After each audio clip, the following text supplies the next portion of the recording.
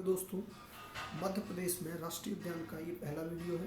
एक एक करके हम मध्य प्रदेश के सभी राष्ट्रीय उद्यानों के बारे में पढ़ेंगे, जिसके 2 से 3 वीडियो हो सकते हैं। इसमें हम मध्य प्रदेश के 3 राष्ट्रीय उद्यानों के बारे में अध्ययन करेंगे। इसके बाद जो बच जाते हैं वो अगले वीडियोस में अध्ययन करेंगे। मध्य प्रदेश में राष्ट्रीय उद्यान की बात करें तो मध्य प्रदेश में सबसे पहला सवाल बनता है कि मध्य प्रदेश में टोटल राष्ट्रीय उद्यान कितने हैं। तो मध्य प्रदेश में कुल राष्ट्रीय उद्यान है 12। ये पहला सवाल बनता है। अब पूछेगा कौन सा राष्ट्रीय उद्यान किस जगह पे है, तो लाइन से याद रखना है। बिल्कुल मध्य प्रदेश का मैप दिमाग में छाप लीजिए, उस हिसाब से याद रखेंगे तो बहुत जल्दी याद होगा। अभी हाल ही में पूछेगा कि 31 दिसंबर 2018 को कौन सा राष्ट्रीय उद्यान घोषित हुआ है, तो वो यही है। तो पूछेगा मध्य प्रदेश का सबसे नया राष्ट्रीय उद्यान श्योपुर कूनो राष्ट्रीय उद्यान। तो ये कहाँ है, तो श्योपुर में है कूनो राष्ट्रीय उद्यान। उसके बाद जस्ट नीचे आएंगे तो है शिवपुरी राष्ट्रीय उद्यान। शिवपुरी से थोड़ी और नीचे आएंगे तो वन विहार राष्ट्रीय उद्यान जो कि भोपाल में है। और भोपाल के नीचे आएंगे तो क्या पड़ेगा, होशंगाबाद में है सतपुड़ा राष्ट्रीय उद्यान। सतपुड़ा राष्ट्रीय उद्यान के नीचे आएंगे तो पड़ेगा क्या, सिवनी जिला। सिवनी और छिंदवाड़ा जिले में है पेंच राष्ट्रीय उद्यान। एकदम लाइन से चले आना है। पहला कौन, शिवपुर में कौन सा है, कूनो। फिर शिवपुरी में है माधव राष्ट्रीय उद्यान। भोपाल में है वन विहार राष्ट्रीय उद्यान। होशंगाबाद में है सतपुड़ा राष्ट्रीय उद्यान। और सिवनी और छिंदवाड़ा बेसिकली ये सिवनी में है पेंच राष्ट्रीय उद्यान। ये हो गए एक लाइन से। अब चलते हैं पूरब की साइड। पूरब में देखें तो सीधी जिले में पड़ता है संजय राष्ट्रीय उद्यान। सीधी से थोड़ी नीचे आते हैं तो पड़ता है उमरिया जिला में बांधव राष्ट्रीय उद्यान।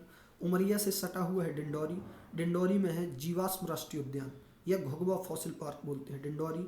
और उसी डिंडौरी और मंडला एक साथ बोलते हैं, डिंडौरी मंडला डिंडौरी। तो डिंडौरी से सटा हुआ है मंडला में है कान्हा किसली राष्ट्रीय उद्यान।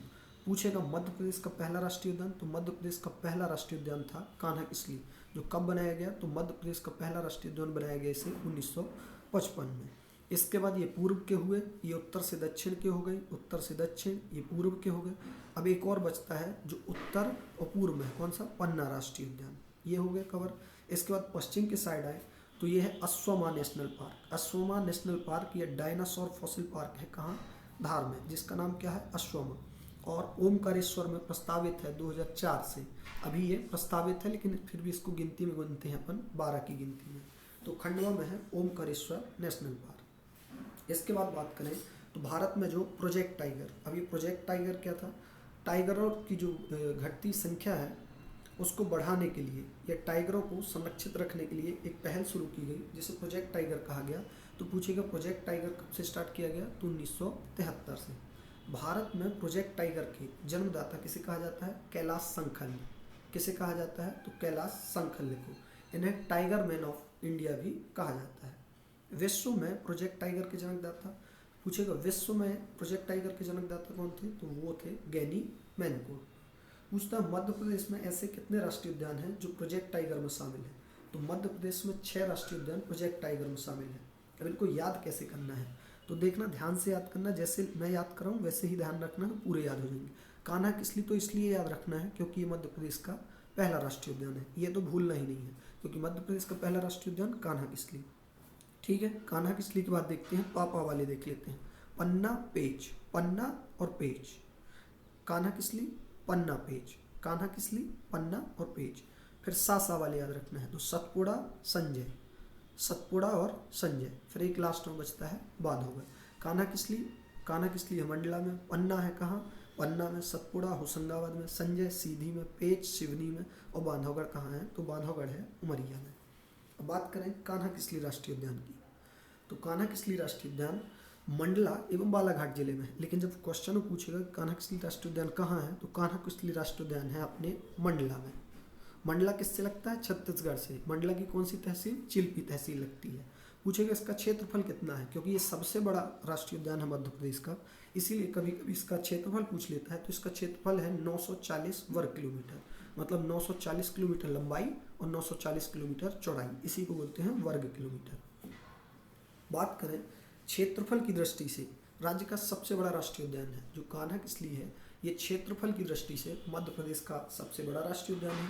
पूछेगा मध्य प्रदेश का पहला अभ्यारण्य कौन सा था, तो मध्य प्रदेश का पहला अभ्यारण्य भी था कान्हा किसली राष्ट्रीय उद्यान, जो 1952 में बनाया गया था।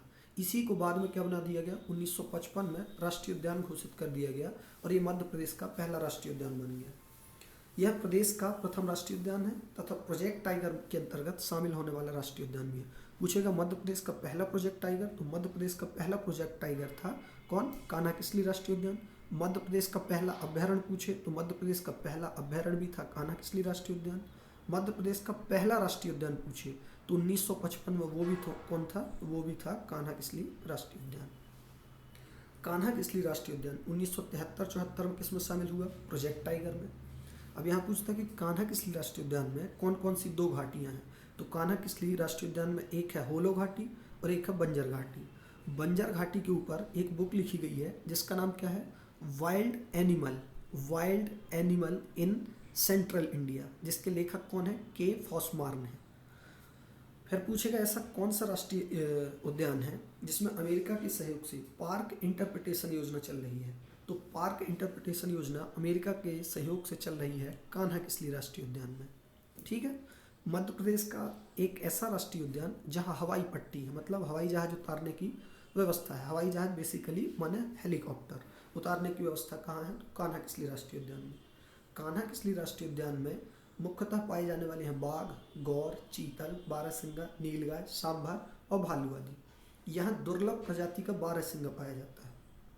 बारहसिंगा कौन सी प्रजाति दुर्लभ है, तो वो है ब्रेडरी प्रजाति का बारहसिंगा पाया जाता है, जो वास्तव में कैसा है, नाम बारहसिंगा है लेकिन वो चौसिंगा है वास्तव में।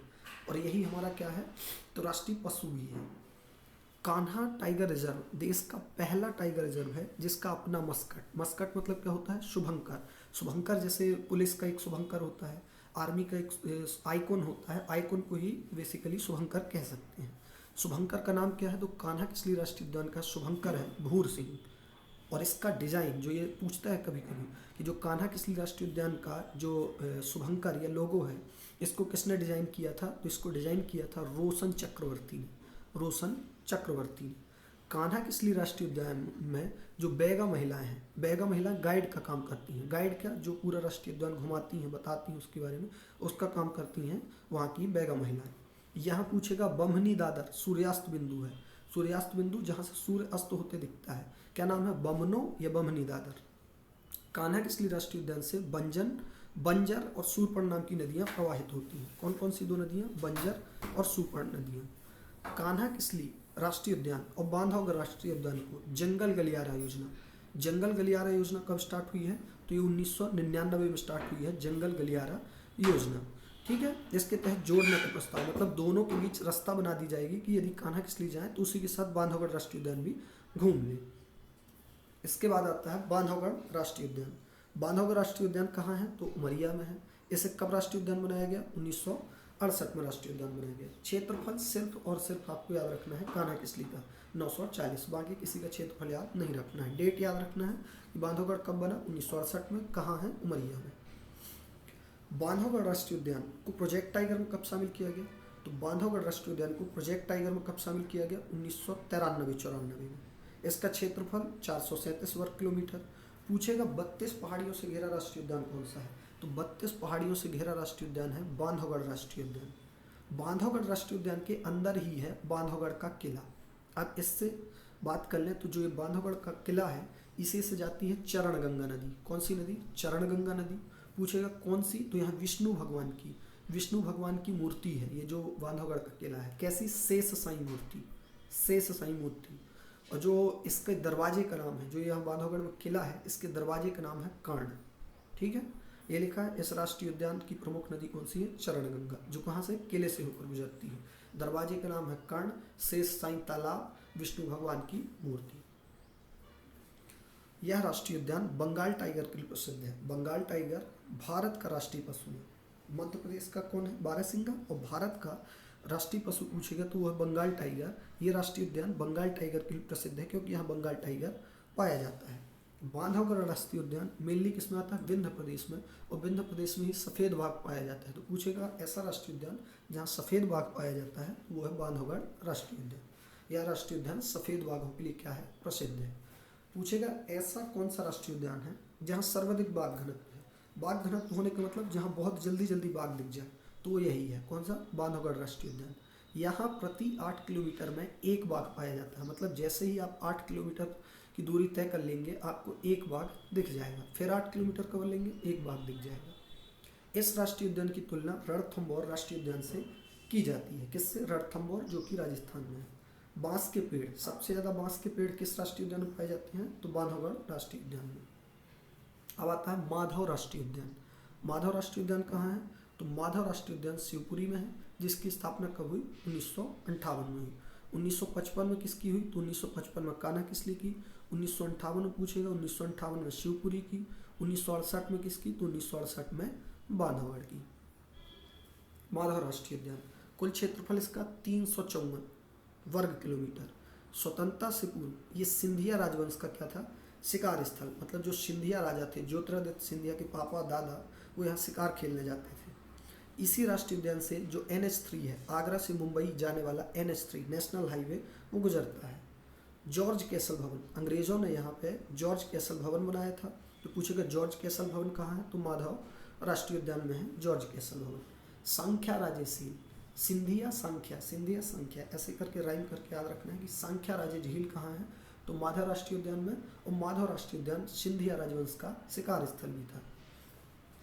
माधव राष्ट्रीय उद्यान वनी सघनता एवं पक्की सड़कों के लिए, ऐसा राष्ट्रीय उद्यान जो अपनी पक्की सड़कों के लिए जाना जाता है। तो वो राष्ट्रीय उद्यान कौन सा है? अपनी पक्की सड़कों के लिए जाना जाने वाला राष्ट्रीय उद्यान है माधव राष्ट्रीय उद्यान। इसी राष्ट्रीय उद्यान में मनिहार नदी, जैसे हमने बताया कि बांधवगढ़ राष्ट्रीय उद्यान, बांधवगढ़ राष्ट्रीय उद्यान में कौन सी नदी है? तो चरणगंगा नदी। फिर पूछेगा माधव राष्ट्रीय उद्यान में कौन सी है? तो मनिहार नदी। पूछेगा जो मंडला का आपका कान्हा किसली है, वहाँ कौन सी नदी है? तो वहाँ है बंजर नदी, बंजर और सूरपण नदी। ये थे हमारे 3 राष्ट्रीय उद्यान। इनके बाद जो अगले राष्ट्रीय उद्यान हैं उनको अगले वीडियो में लेके आएंगे।